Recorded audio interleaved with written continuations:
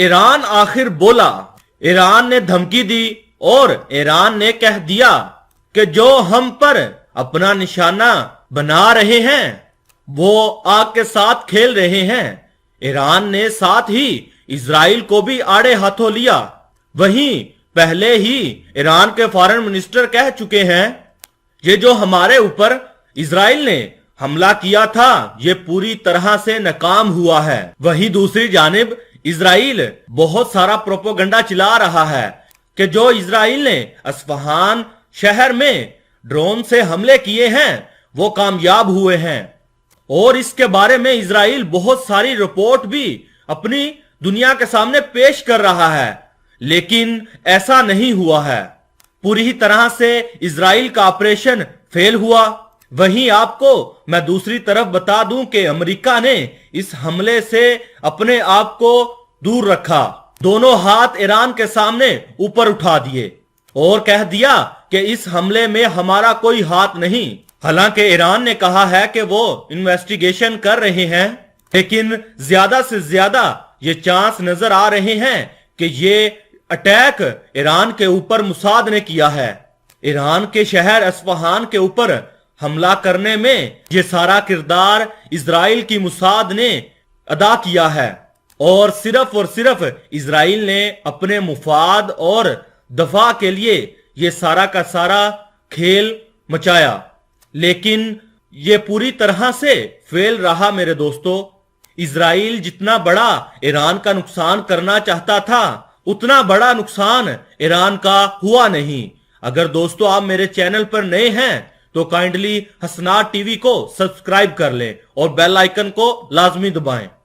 दोस्तों, ईरान की इस धमकी के बाद अभी शांति है, क्योंकि ईरान को सीधा नाम लेने के लिए पुख्ता सबूत की जरूरत है कि आया अमेरिका और इजराइल ने मिलकर ईरान के ऊपर ये जारियत की या सिर्फ इजराइल ने ये ड्रोन हमले किए।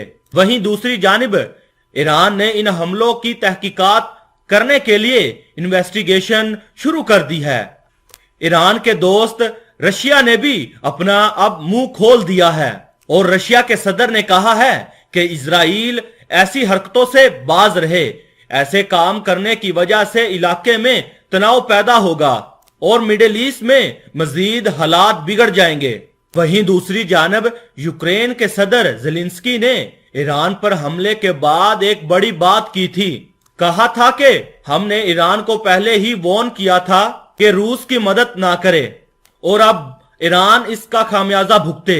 इस बयान के बाद ईरान भड़क गया और उसने ईरान के अंदर मौजूद यूक्रेन के एम्बेसडर को बुलाया और उसको काफी खड़ी सुना दी।